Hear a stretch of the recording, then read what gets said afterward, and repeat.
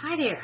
Today I'm going to show you how to get your potato flake sourdough starter fed and ready for baking. This is about a 2-day process, but each step only takes just minutes to do. So today what I did is I took my potato flake starter out. This is different than a flour and water sourdough. This is a potato flake based sourdough, and it makes a really sweet and yummy white sandwich bread. So today what I'm doing is I take my starter out of my refrigerator. This is where I keep it, in my jar with some holes punched on top.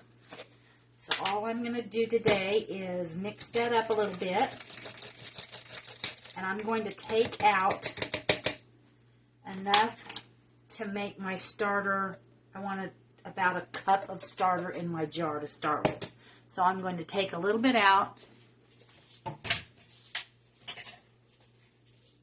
And this is what is called the discard. And you can actually bake with discard, or you can do what it says, discard it. I've also heard that it's great to put on your garden because it's got the live cultures in there that will help feed your garden. So I've got my starter down now to about a cup in the jar, and I'm going to add 3 tablespoons of instant potato flakes, 3/4 cup of sugar,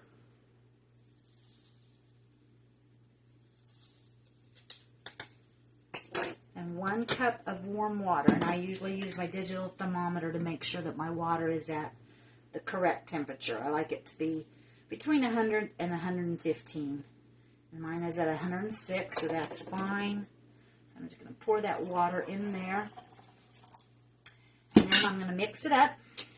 I use my little mini whipper to mix mine up.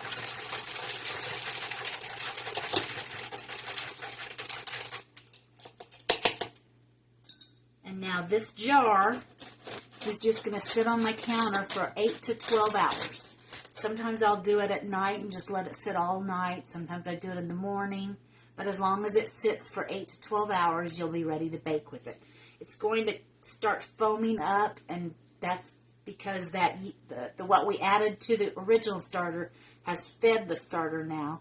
So it's going to start start the cycle of the sourdough process. So when I come back later and actually make this into dough later on tonight, it will have about an inch or so of foamy on top, and that will be an indication of a good active starter. So that's how easy it is. I do this every 3 to 5 days when I start my baking, because I bake bread about once or twice a week. And again, every step just takes minutes to prepare. And this was the first step. Now I just wait for 8 to 12 hours.